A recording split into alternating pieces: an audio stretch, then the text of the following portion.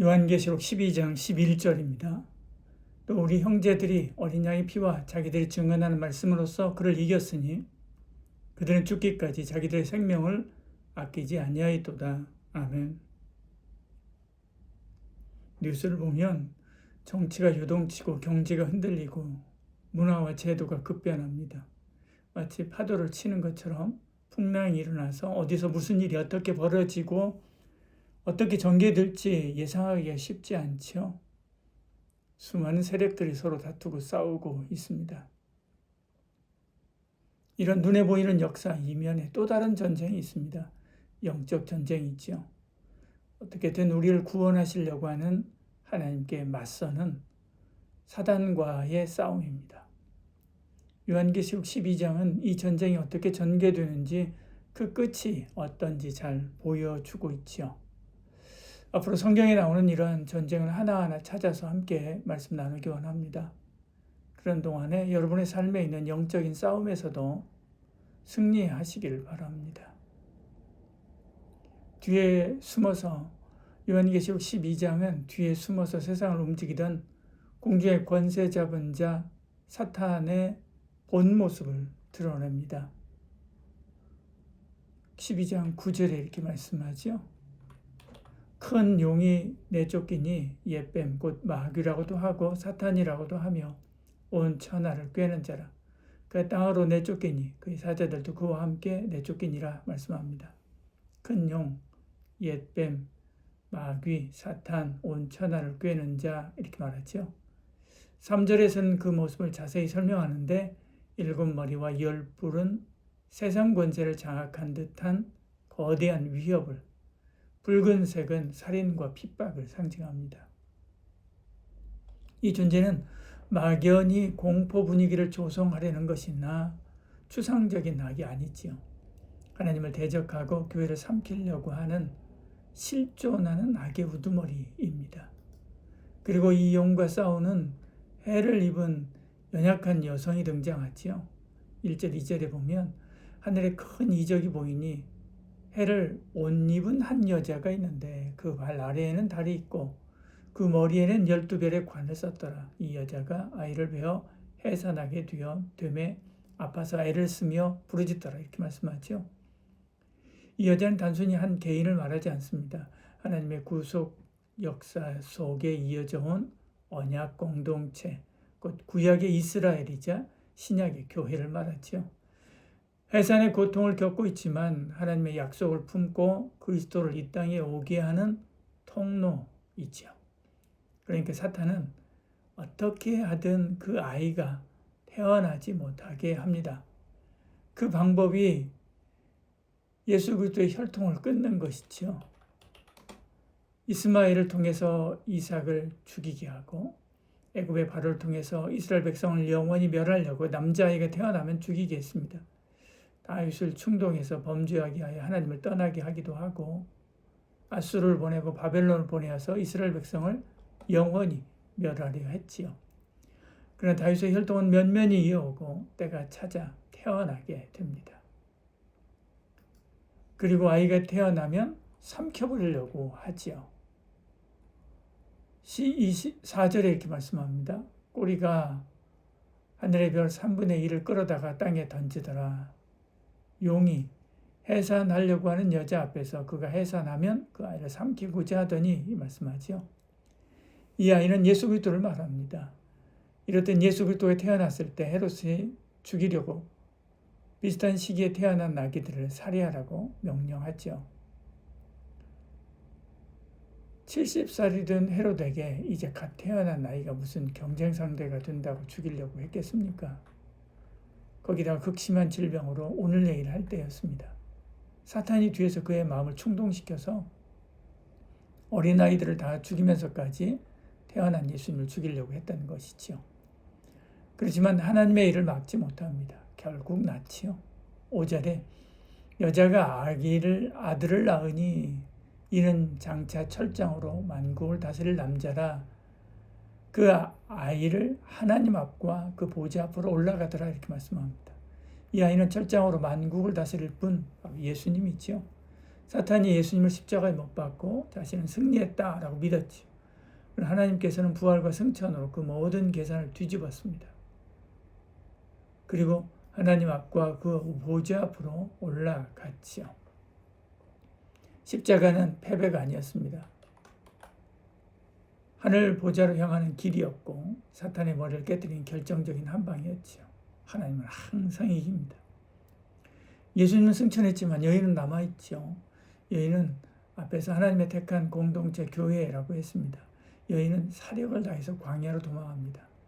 하나님께서 그 여인을 위해서 안전한 곳을 예비하여 거기로 피하게 하셔서 지키시지요. 6절에 그 여자가 광야로 도망하며 거기서 1260일 동안 그를 양육하기 위하여 하나님께서 예비하신 곳이 있더라 이렇게 말씀합니다. 그를 양육하기 위하여 할 때 그가 5절에 나타난 아이인 것 같지만 그렇지 않습니다. 여인을 말합니다. 그래서 표준 세번역 성경은 이렇게 이 성경을 번역했습니다. 그 여자는 광야로 도망쳤습니다.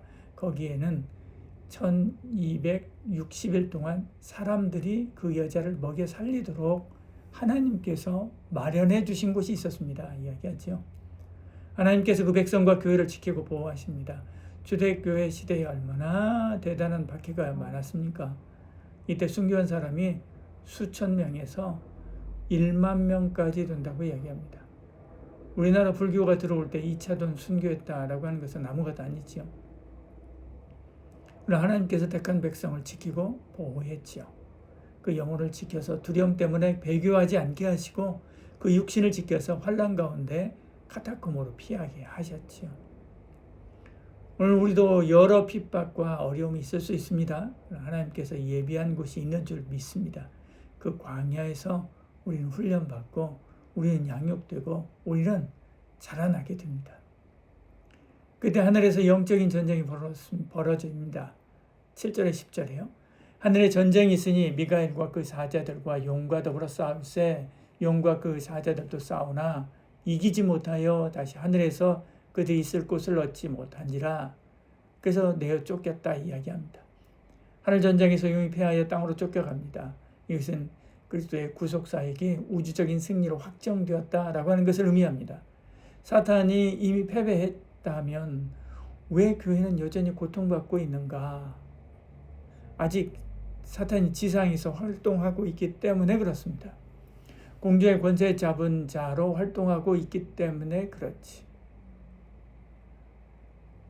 마치 히로시마 원폭이 떨어지면서 천황이 항복을 선언합니다. 그 순간 한반도와 동남아를 지배하던 그들의 군대가 사라지는 것이 아니지요. 9월 9일 오후 4시 하지 중장 앞에 아베 노부유키 총독이 항복 문서에 서명할 때 비로소 물러갔습니다. 그때 총독부 건물에 걸려있던 일장기가 내려가고 일본군의 무장 해제가 시작되게 되지요. 지금 우리는 영적으로 8월 15일에서 9월 9일 사이 어간에 살고 있는 것입니다.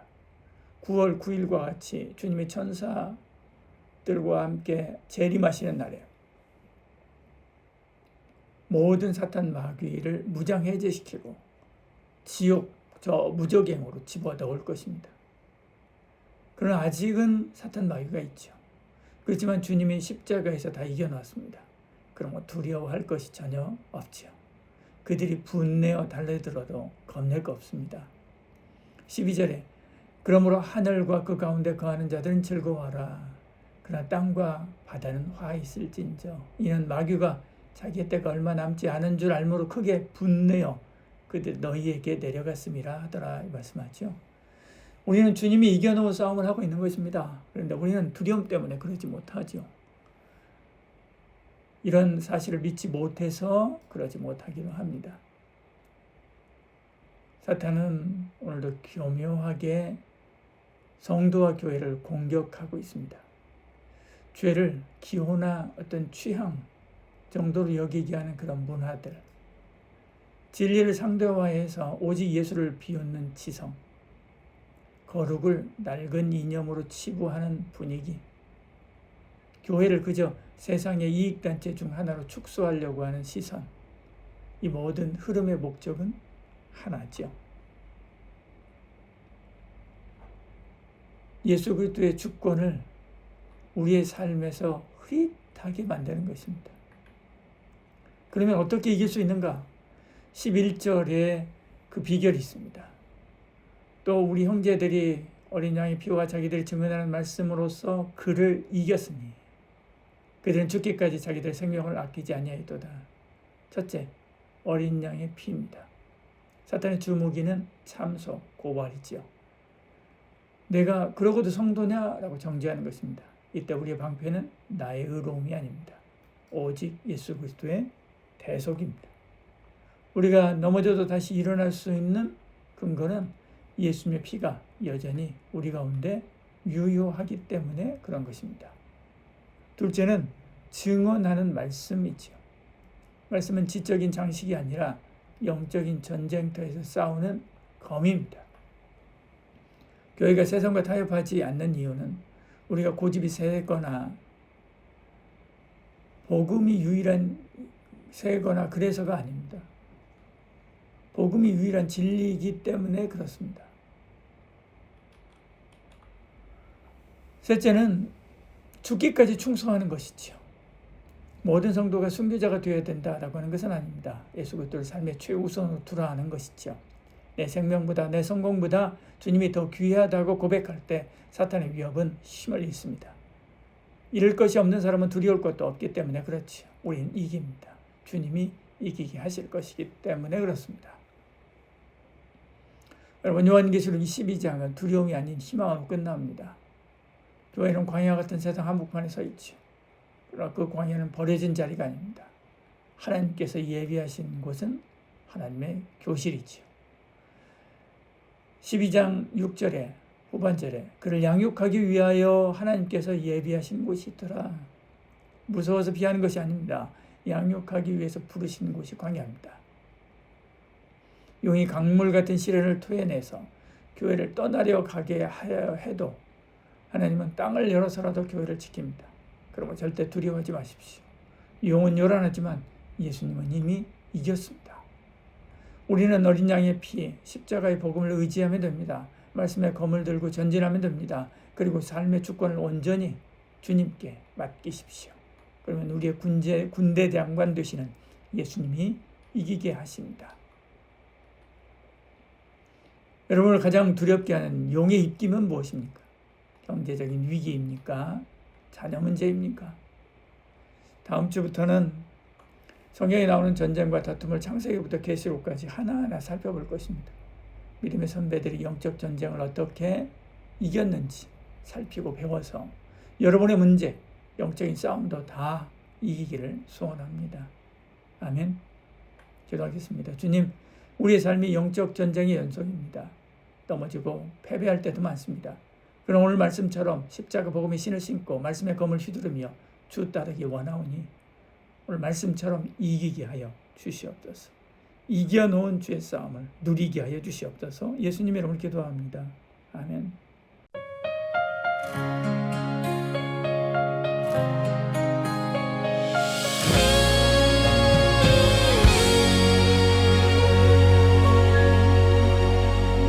보이지 않는 전쟁 흔들리는 이 땅 위에 붉은 용의 숨결 속에 떨리는 마음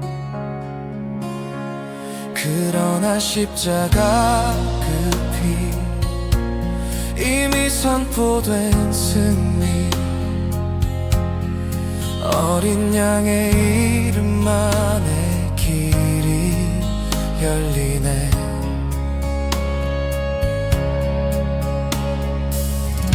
광야 같은 오늘도 버려진 곳이 아니라 주가 예비하신 자리 눈물 속의 자리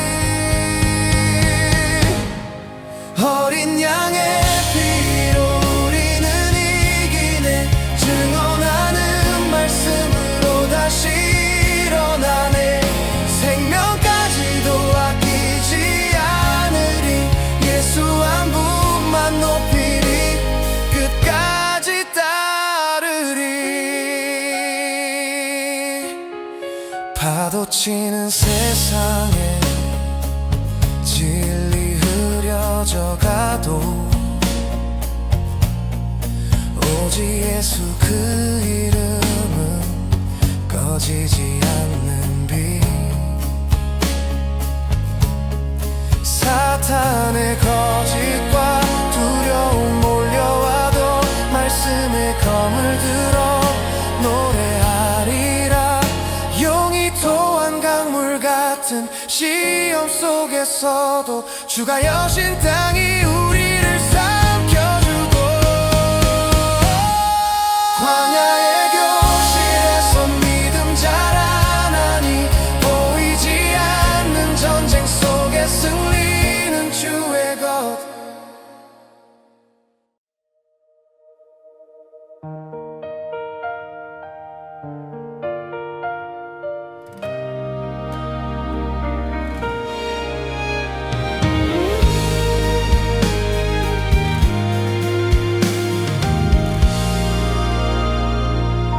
보이지 않는 전쟁 흔들리는 이 땅 위에 붉은 용의 숨결 속에 떨리는 마음. 그러나 십자가 그 피 이미 선포된 승리. 어린 양의 이름 안에 길이 열리네. 광야 같은 오늘도 버려진 곳이 아니라 주가 예비하신 자리, 눈물 속의 자리. 어린 양의 피로 우리는 이기네. 증언하는 말씀으로 다시 일어나네. 생명까지도 아끼지 않으리. 예수 한 분만 높이리. 끝까지 따르리. 파도 치는 세상에 진리 흐려져 가도 오직 예수 그 이름은 꺼지지 않는 빛. 사탄의 거짓과 두려움 몰려와도 말씀의 검을 들어 노래하리라. 용이 토한 강물 같은 시험 속에서도 주가 여신 땅이 우리를 삼켜주고 광야의 교실에서 믿음 자라나니 보이지 않는 전쟁 속의 승리는 주의 것.